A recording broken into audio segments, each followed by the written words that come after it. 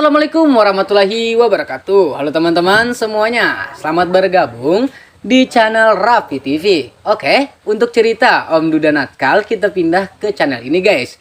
Oke, terima kasih buat kalian yang udah nungguin cerita ini. Langsung saja kita mulai. Membeli batagor di depan teman kota. Jadi kangen masa sekolah, aku sering beli jajan ini, kata Monica. Sepasang suami istri itu duduk di bangku teman kota. Benarkah? Aku kira kamu gak pernah jajan sembarangan, kata Doni seraya melahap batagor yang dipegangnya.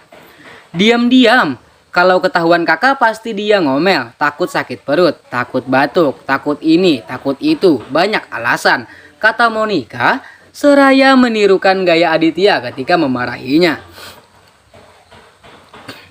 Doni hanya mendengarkan dan Monica melanjutkan bercerita. Iya, sampai koki di rumah aja nggak ada yang cocok sama dia, langsung ganti. Maklum karena anak kesayangan jadi apapun yang kakak bilang semua menurut, kata Monica yang terdengar selesu di ujung kalimat.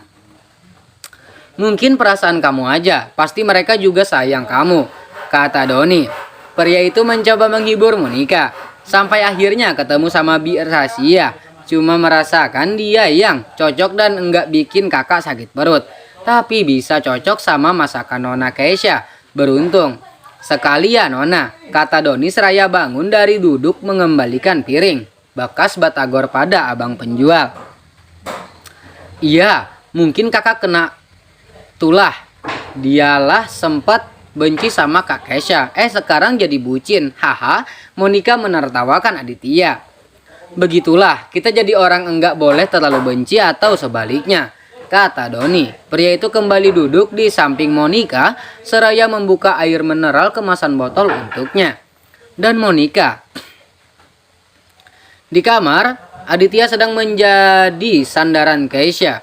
Gadis itu sedang memilih perhiasan di majalah untuk kado pernikahan Nika. Keisha pun menunjuk kalung berlian yang terlihat cantik itu pada Aditya. Mas, kalau aku beli ini boleh? Buat kado Ririn, tanya Keisha seraya mendongak menatap Aditya. Terserah kamu sayang, jawab Aditya. Ya sudah, aku mau ini. Terima kasih, Emak. Keisha pun mencium pipi Aditya. Aditya segera mengirim pesan pada Doni untuk mengurus pesanan istri kecilnya itu. Hari pernikahan Nika dan Dimin pun telah tiba. Sayang, kamu masih mual. Bagaimana kalau kita kirim saja kadonya? Tanya Aditya seraya memijit tengkuk Keisha di kamar mandi. Udah dandan, rapi cantik gini. Kok nikah kan seumur hidup sekali. Aku nggak mau terlewat nikahan sahabat aku, jawab Keisha setelah mengelap mulutnya menggunakan tisu. Tapi aku khawatir, kata Aditya. Aku nggak apa-apa, udah ayo berangkat. Aku yakin ijab kabulnya udah lewat, kata Keisha seraya pergi meninggalkan Aditya yang masih berdiri di depan wastafel memperhatikan istrinya dari belakang. Aditya hanya bisa menurut. Sekarang Aditya, Keisha dan Bayu sudah dalam perjalanan. Sesampainya di sana, Keisha segera mencari pengantinnya. Nika, selamat ya, akhirnya kamu nyusul juga, kata Keisha seraya memeluk Nika. Om gak dipeluk, tanya Dim pada Keisha. Maksud lo apa? Tanya Aditya yang berada di belakang Keisha. Haha, canda aja. Lagian sekarang gue udah ada yang peluk, kata Dimin seraya merangkul Nika. Dalam hati Nika ingin segera menurunkan tangan Dimin dari bahunya. Tetapi orang tua ini, Dimin terus memperhatikan mereka, membuat keduanya harus terus berpura-pura.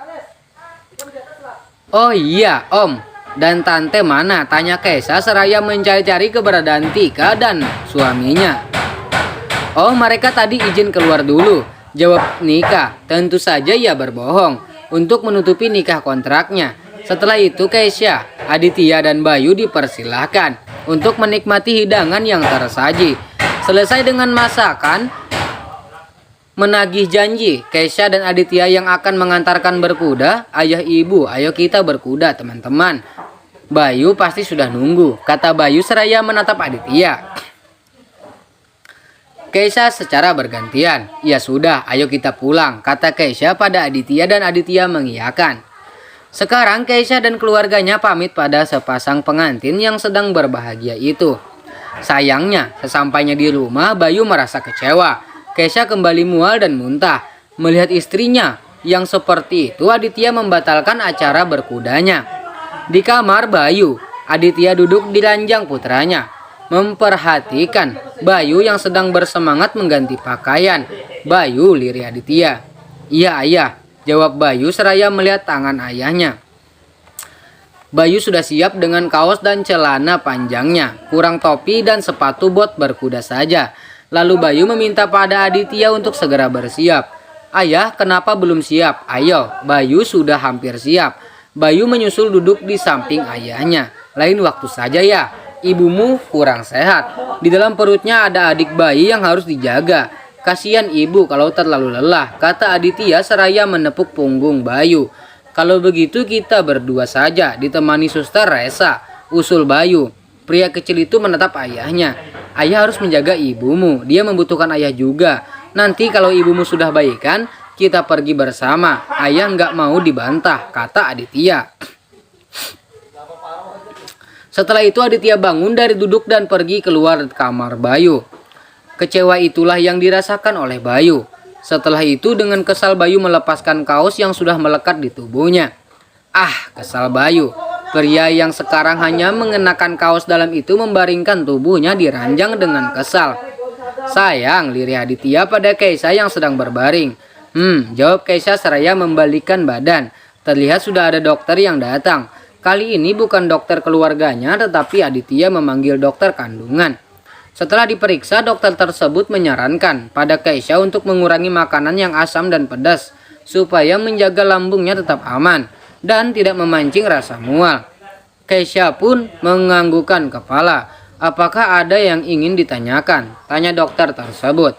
Keisha menggelengkan kepala. Saat ini tidak ada pertanyaan di kepalanya, hanya ingin istirahat, itu saja. "Jangan minta rujak lagi, jaga kesehatan," kata Aditya yang duduk di sampingnya. "Habis gimana? Aku pengen makan itu," jawab Keisha. "Jangan ngeyel kamu," kata Aditya dan Keisha hanya diam, kembali berbaring. "Apa perlu dirawat inap, dok?" tanya Aditya. "Untuk sementara tidak," jawab dokter. Dan ternyata Aditya tidak begitu panik karena kehamilan istrinya ini bukanlah yang pertama. Baginya dan ngidamnya Keisha tidak separah Ana dulu ketika mengandung Bayu dan anak keduanya. Aditya mengangguk mengerti. Setelah itu Aditya menerima resep obat dan vitamin yang harus ditebus. Setelah itu Aditya mengantarkan dokter tersebut keluar dari kamar. Saat Aditya bangun dari duduknya, pria itu terlihat Bayu yang memperhatikan di pintu. Bayu pun segera menutup pintu itu dan kembali ke kamarnya. Selesai dengan pesta sekarang, Nika dan Dimin sudah kembali ke apartemen. Di sana keduanya terpaksa satu kamar karena orang tua Jim masih berada di apartemen. Keduanya sedang memisahkan kado pernikahan yang ada. "Dari teman lo, khusus buat lo," kata Jim seraya memilih kado yang berada di meja. Meja itu terletak di dekat ranjang. "Iya udah tahu, gue penasaran sama kado dari Keisha," jawab Nika seraya mencarinya. Setelah menemukannya, Nika segera mengambil kotak pipih itu. "Pipih banget gini, isinya apa ya?" gumam Nika seraya membolak-balik kado itu. "Paling spray," jawab Dimin seraya terkekeh. "Sembarangan, masa spray ringan banget kayak gini?" "Sini biar gue buka," kata Dimin seraya merebutnya. "Pelan-pelan," kata Nika, dan saat itu juga bertepatan dengan kedua orang tua Jim yang sedang menguping. "Pih, kayaknya anak kita udah nggak sabar," bisik Mami Dimin. "Seharusnya tadi papi kasih juga jamu kuat ya dulu." "Mih," tak timpal papi. "Ya sudah, ayo pergi, takut ganggu," ajak Mami Dimin yang dijawab dengan anggukan oleh suaminya. Sementara itu di dalam sedang membuka kado tersebut, Nika merasa senang karena mendapatkan kado berlian. "Ini asli bukan?" tanya Nika seraya memperhatikan kalung itu. "Masa iya istrinya Aditya bawa barang KW?" celetuk Dimin. Nika pun segera memakai kalung itu. Tidak lupa mengirim pesan pada Keisha mengucapkan terima kasih, sangat menyukai kado tersebut. Teringat dengan kalung membuat Dimin ingat juga dengan mas kawin yang diberikan. "Nika, dengar ya, karena kita nikahnya bohongan berarti mas kawin itu juga bohongan. Mana sini kembaliin ke gue, kata Dimin yang sedang duduk di tengah ranjang. Nika yang berada di sampingnya itu melirik. Astaga, masa mas kawin diminta lagi? Jatah gue lah. Nika merasa tidak terima dengan ucapan Jim. Jatah lo, kecuali lo mau bobok sama gue, kata Dimin asal ceplak. Nika pun menggelengkan kepala. Ingat ya, nggak ada kata bobok bareng. Itu perjanjian kita di awal, Nika mengingatkan. Gue nggak janji, ingat gue juga laki normal, kata Dimin seraya turun dari ranjang dan mulai membuka jasnya. Mau ngapain? Tanya Nika, padahal Dimin hanya berniat untuk berganti baju. Kenapa? Lo pengen ya? Ledek Dimin dan Nika terlihat menutupi dadanya menggunakan dua telapak tangannya. Menatap Dimin datar. Cek, lepek gitu, apanya yang mau dinikmati? Apa? Lepek. Dengar ya, lepek gini juga pernah bikin dia tergila-gila sama gue. Mana sini gue lihat, kata Dimin seraya kembali ke ranjang dan bersiap membuka gaun Ririn. Nika pun turun dari ranjang menghindari Dimin. Kalau lo mau ini juga gue mau tambah. Sebulan kurang lah 30 juta. Dasar kancil, timpal Dimin. Dan perdebatan mereka tidak akan selesai sebelum Jim tertidur. Pria itu terus saja mengganggu Nika yang tak mau mengganti pakaiannya. Bagaimana akan mengganti kalau pakaian yang tersedia semua seksi? Nika takut akan mengundang hasrat Jim. Di rumah Yanti, Bayu masih diam pada semua orang. Sekarang Bayu sudah berada di kamar. Bayu sedang dibicarakan dongeng oleh Reisha, tetapi yang Bayu mau adalah ibunya. Seperti waktu itu ada Keisha dan Aditya di sisinya. Apa benar Tante Mika? Tanya Bayu dalam hatinya. Pria kecil itu merasa kalau dirinya sudah tersisih padahal bayi itu belum lahir. Bayu yang masih kesal melempar buku dongeng yang berada di tangan Reisha. Perlakuan Bayu membuat Reisha menjadi bingung. Kenapa Tuan? Apa Tuan tidak suka dongengnya? Tanya Reisha seraya mengambil buku dongeng yang terlempar sampai pintu. Keluar, teriak Bayu pada Reisha. Dan teriakan Bayu terdengar oleh Keisha yang sedang meminum susu hamil. Sayang, kenapa dengan Bayu? Tanya Keisha pada Aditya. Entah, biar kulihat, kata Aditya. Pria yang duduk di tepi ranjang itu bangun untuk melihat putranya. Aditya bertanya pada Keisha yang berdiri baru dari kamar baru. Ada apa? Tanya Aditya seraya menutup pintu kamarnya. Maaf Tuan, tidak tahu. Tiba-tiba saja Tuan Bayu mengamuk. Jawab Reisha yang menundukkan kepalanya. Ya sudah, kamu boleh istirahat. Baik, terima kasih, kata Reisha yang kemudian pergi dari depan Bayu. Aditya pun masuk dan melihat Bayu sedang mengacak-ngacak kamarnya. Sedang apa kamu? Tanya Aditya yang berdiri di pintu, menatap tajam anaknya yang sedang mengamuk. Kenapa? Ayah tidak peduli kan sama Bayu. Lalu kenapa ayah bertanya apa yang Bayu lakukan? Jawab Bayu dengan nada sedikit tinggi. Tidak baik bicara seperti itu Bayu. Nyanya, jawab Bayu seraya meloncat ke ranjang tak mau memperdulikan ucapan ayahnya. Aditya yang kesal itu memilih untuk membanting pintu saat keluar dari kamar Bayu. Suara pintu itu mengundang pertanyaan bagi yang mendengar dan Bayu menutup telinga menggunakan tangan. Bagi Bayu, perlakuan Aditya yang seperti itu adalah hal biasa. Karena sebelum ada Keisha, sikap Aditya lebih keras lagi terhadapnya. Juga terkadang mengabaikan Bayu. Ada apa? Tanya Keisha yang berdiri di pintu kamar. Anak itu mulai lagi dengan kekanakannya. Jawab Aditya seraya menyuruh Keisha masuk ke kamar. Pasti ada sesuatu mas, kata Keisha. Keisha memutarbalikkan badannya untuk keluar kamar dan langkahnya terhenti saat Aditya memanggilnya. Biarkan dia, jangan manjakan, nanti jadi kebiasaan, kata Aditya yang mendarat di ranjang. Tapi, lirih Keisha, kamu nggak benar aku bilang apa. Aditya, Keisha pun kembali ke ranjang berpikir akan menemui Ken setelah Aditya tertidur. Benar saja, setelah Aditya pulas, Keisha pergi ke kamar Ken dan ternyata kamar itu sudah terkunci dari dalam. Sayang, lirih Keisha seraya mengetuk pintu itu. Pelan. Bayu tak mendengar karena sudah tertidur pula setelah menangis. Bayu, maafkan ibu, lirih Keisha. Ia mengerti kekecewaan anaknya yang biasa ia urus dan sekarang Keisha merasa kalau dirinya hanya memikirkan diri sendiri. Keisha pun kembali ke kamar dan ternyata Aditya memperhatikan dari pintu. Sudah ku bilang, biarkan, kenapa kamu nggak mau dengar?